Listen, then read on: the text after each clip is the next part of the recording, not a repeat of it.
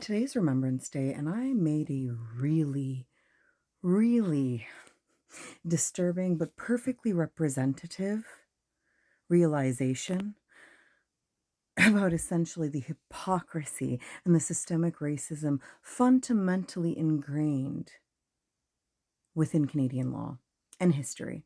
Now, right now, I am specifically going to attack the legal framework that happened in World War II, specifically in regards to dual citizenships and the people who had the Indian status here in Canada.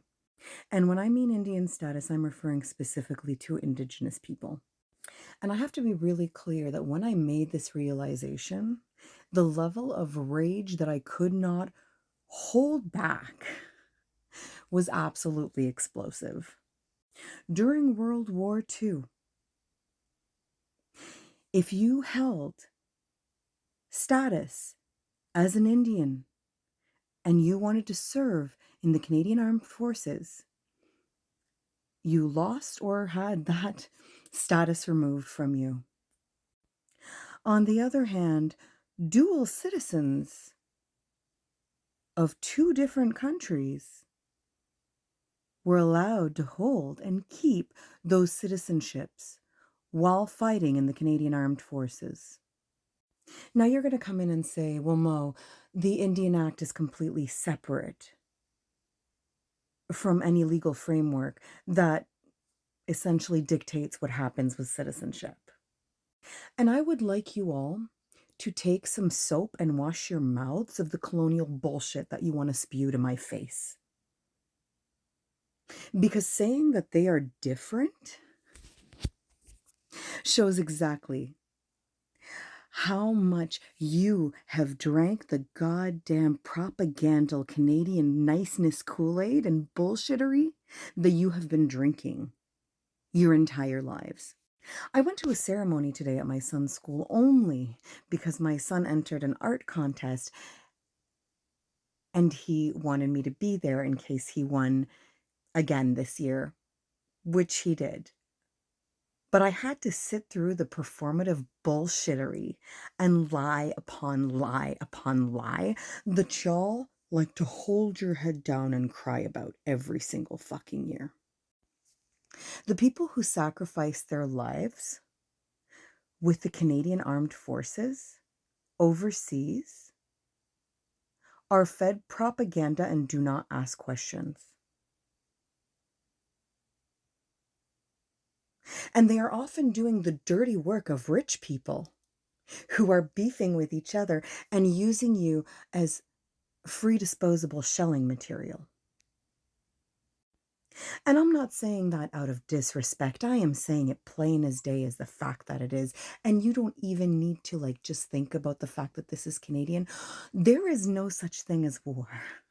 There is such thing as invasion and self-defense. And if you are a third-party member, the sides that you choose to participate in are often indicators of what kind of morals you hold. And so as I heard a Navy officer, young guy, maybe 30s, talk about how frightening it must have been for people in World War II to be on a ship guiding food aid overseas to countries where they've never seen freedom or known freedom, I can't help but think of how we're not doing that right now. Not for Palestine, not for Congo, not for Sudan, not for Cuba, not for DRC, not for Dominican Republic, not for any of those places. We're not doing that. Y'all only did it when it was unmelanated victims. And the few melanated victims, which were, by the way, as many as the unmelanated victims, you don't even talk about when it comes to specifically World War II. Let's be abundantly clear. Let's be abundantly clear. And on top of that, if there are countries out there in this world that have never known freedom, whose fault do you think that is? Because y'all have now dominated and colonized the entire world. And by dominating, I don't mean by intelligent measures. I mean by dishonest, conniving measures that none of you should be proud of, and in fact, all of you should be ashamed of. And a little bit of shame never hurt anybody. What's hurting everybody is freaking unmelanated pride. Because on this same day where I sat there listening to a bunch of narcissistic, self worshiping, idol hero banter of propaganda, I heard nothing about the Indigenous soldiers that were not only forced to choose between serving the Canadian Armed Forces, who likely recruited them through propaganda, or maintaining their identity while being aware that it could cost them their freedom, which they already lost when y'all stole their land and threw them in reserves. You removed from them their very few treaty rights, and I live a hop, skip, and a jump from a reserve. I think half the students in that school are Indigenous, and not a single goddamn mention was brought up about not only how you stole their Indigenous rights from them, but you also didn't offer them any of the veteran rights or benefits that you gave to the unmelanated veterans that came, or to the families of unmelanated veterans that didn't come back.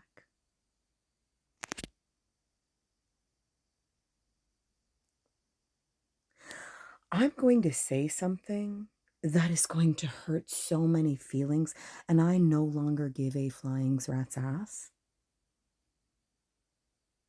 But I have finally the language to summarize what whiteness is to me. Unmelanated culture can be summarized in one expression, one term. A living, breathing, constant microaggression. That's all your culture is. That's it. Because I've yet to see anything else. So bask in your unmelanated privileges and bullshit that you're not racist. The more I'm here, the sicker I get.